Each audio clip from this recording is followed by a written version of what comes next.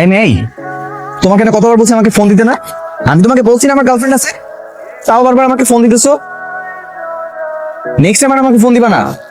বেয়াদব মেয়ে একটা। ফোন রাখো। স্যার, আমি কি আপনার প্রপোজাল অ্যাকসেপ্ট করেছি? না। তাহলে কেন বললেন যে আমি আপনার গার্লফ্রেন্ড? আমি কি তোমার কথা বলছি নাকি? আমার অ্যাকচুয়ালি গার্লফ্রেন্ড আছে, আমি তার কথা বলছি। গার্লফ্রেন্ড আছে? কে? ওইটা তোমার না জানলেও চলবে। এটা শুধু আমার ওয়ালপেপার আর এখানে থাকে। এটা গার্লফ্রেন্ড আছে আগে তো বল। দেখি। দেখতে হবে না, ম্যাথ করো। গার্লফ্রেন্ড থাকা সত্ত্বেও আপনি আমাকে প্রপোজ করেছেন? এরকম ক্যারেক্টারলেস আপনি। ছি। আহারে ঈশিতা, তুমি আমাকে এতদিন এই চিনলা? মানে? আমি তোমাকে প্রপোজ করতে যাব কোন দুঃখে?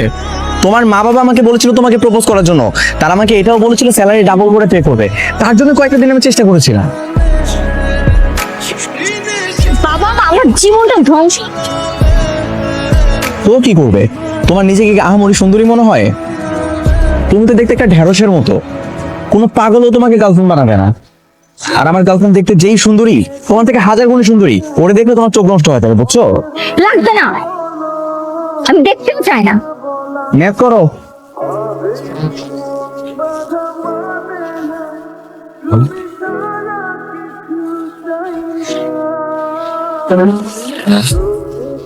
ম্যাথ চেক করো।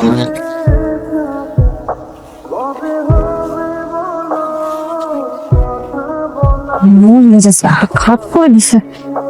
এই এই দেখ, আমি কি দেখতে অসুন্দর? না।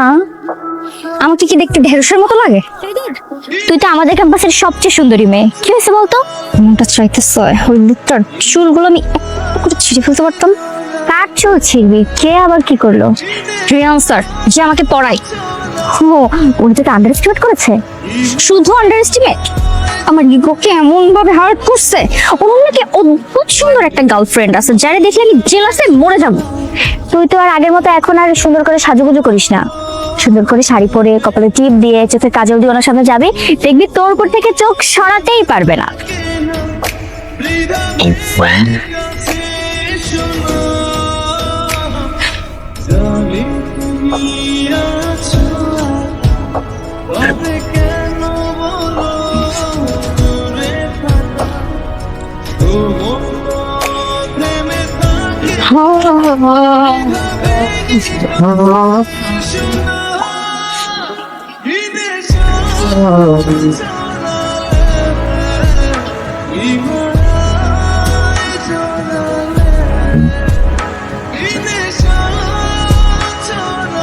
আমি যে একটা মানুষ আসছি, আপনি আমাকে নোটিসই করছেন না কেন? দেখছি, বলো কেন রেখেছো? এরকম ভাবে হুট করে একটা মেয়ের সাথে দেখা করতে আসছি, তাও রেস্টুরেন্টে। এটা যদি আমার গার্লফ্রেন্ড জানে, তাহলে খামোখা আমার সাথে রাগ দেখাবে। বেশি ভাব নিয়েন না স্যার। আচ্ছা দেখি তো আপনার গার্লফ্রেন্ডকে, একটু দেখান দেখতে কেমন। কেন? তোমাকে কেন দেখাবো?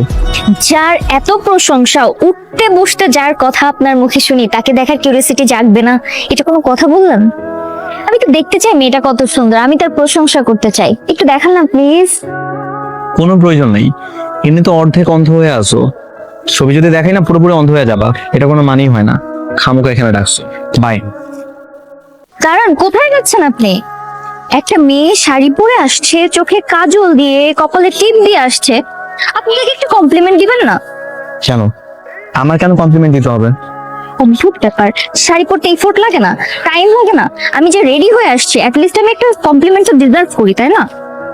বলেন তো কেমন লাগছে আমাকে সুন্দরভাবে দেখে বলেন। দিতেই হবে। লাগছে মোটামুটি, তবে আমার গার্লফ্রেন্ডের শাড়ি পরলে এর থেকে আরো হাজার গুণে বেশি সুন্দর লাগে। Girlfriend girlfriend always.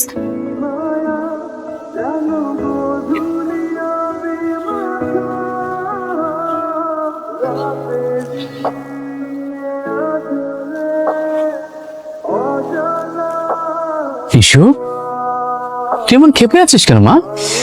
তোমরা কি চাও আমি বিয়ে করি? অবশ্যই। তাহলে শোনো, আমি বিয়ে করতে চাই। সত্যি? আলহামদুলিল্লাহ। এই কথাটা শোনার জন্য কতদিন ধরে আমরা অপেক্ষায় আছি। কিন্তু আমার একটা শর্ত আছে। শর্ত? কি শর্ত? পাত্র হতে হবে রিয়ান স্যার। হ্যাঁ, হ্যাঁ, পাত্র হতে হবে রিয়ান স্যার, তাহলে আমি বিয়ে করবো। এইটা আবার তো কেমন শর্ত? এইটাই শর্ত।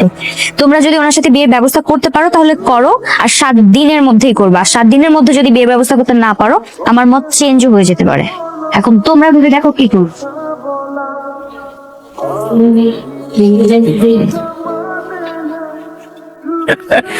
আমাদের বুদ্ধিটা তাহলে কাজে লেগেই গেল।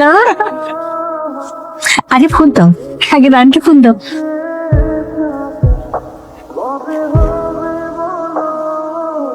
হ্যালো, কনগ্রাচুলেশনস মাস্টার, কনগ্রাচুলেশনস, তুমি সাকসেস। তার মানে কি ঈশিতা রাজি? রাজি মানে বিয়েও তোমাকেই করবে। কি বলছেন আন্টি, আমাকেই বিয়ে করবে? কেন, তোমার কোনো আপত্তি আছে? তুমি চাচ্ছ? আরে এত ভালো বাড়ির মেয়ে, এত সুন্দরী মেয়ে তুমি কোথায় পাবে? রাজি হয়ে যাও মাস্টার, রাজি হয়ে যাও। আমার তো আন্টি আঙ্কেল প্রথম থেকেই ঈশিতাকে ভালো লাগে, কিন্তু টিচার তো আফটার অল বলার সুযোগটা কখনো হয়ে ওঠেনি। ভাগ্যের লিখন রাজায় খণ্ডন। আর দেরি করে লাভ নেই, বেদায়নটা করেই ফেলি, কি বলো? বলা তো যায় না, কখনো মত উঠলে যায়। হ্যাঁ, যত তাড়াতাড়ি সম্ভব বিয়েটা হয়ে যাক। ঠিক আছে আন্টি, আমি তাহলে আমার মা বাবার সাথে কথা বলি। তুমি কাল পরশুই তোমার বাবা মাকে আমাদের এখানে নিয়ে এসো, আমরা বিয়ের দিনক্ষণ ঠিক করে ফেলি। ঠিক আছে, আর আমি তাহলে কালকে একটু ঈশিতার সাথেও কথা বলি। অবশ্যই অবশ্যই। আর একটু মিষ্টি খাও। কে এই মেয়ে? কেন চালাইছো? এই ওয়ালপেপারটা ডিলিট করবো, এই ফোন দাও। ইম্পসিবল। আমার এই ফোনের ওয়ালপেপারে যা ছবি আছে সে হচ্ছে আমার জান। তার ছবি তুমি ভুলেও ডিলিট করতে পারবো না, কারণ তাকে যদি প্রতিনিয়ত না দেখি তাহলে তোমার মনই ভালো থাকে না। তাই না? জান, আপনার আমি বিয়ে করতাম না। এই কোথায় যাচ্ছ? দাঁড়াও, এরকম ভাবে রাগ করে কোথায় চলে যাচ্ছ? কি করব? আপনি এই মেয়ে নিয়ে এত পরিমাণ জ্বালাইছেন আমাকে যে এতদিন আমি টর্চার সহ্য করছি, রীতিমতো আপনাকে বিয়ে করতে চাচ্ছি। এখন আপনি আমাকে ওই মেয়ের ছবি দেখাবেন না, এখন আপনি আমাকে জিদ উঠাচ্ছেন। আমি তো তোমাকে বারবার করে বললাম যে এটা আমার জান, আমি কোনোভাবে এই ছবিটা আমার এখান থেকে ডিলিট করতে পারবো না। তারপরেও তুমি যদি দেখতে চাচ্ছ আমি তোমাকে দেখাচ্ছি, কিন্তু একদম জেলাস ফিল করবে না কিন্তু। এই যে দেখো, সুন্দর না? বাহ, মাশাআল্লাহ মাশাআল্লাহ, আপনার চয়েস আসলে অদ্ভুত সুন্দর। এরকম মেয়েকে বউ বানানো তো ভাগ্যের ব্যাপার। এরকম মেয়েকে যদি কেউ পায়, এই চান্সটা মিস করবে। প্রশংসা করতেছি না আসলে, কিন্তু আসলেই আমি অদ্ভুত সুন্দর। এই জন্য তো আগে আমাকে ওয়ালপেপারে দিয়ে রাখছি, কারণ জানি দিন শেষে মেয়েটা আমার বউই হবে। তাহলে তলে তলে এত দূর, তাই না? খুব চালাক। অনেক দূর। এখন কবে বিয়ে করবে সেটা বল। বিয়েটা তো খুব শীঘ্রই করে ফেলবো, কিন্তু আমার বউ হওয়ার পর কিন্তু এরকম থাকা যাবে না। পড়াশোনা মন দিয়ে করতে হবে, যাতে কেউ বলতে না পারে যে টিচারের বউ ফেলটু। 100 বার করবো তোমাকে ঠিকঠাক মতো আমি পড়াশোনা করাবো। এটা এতদিন ডাব্বা মারছে, এগুলো আর মারতে পারবো না।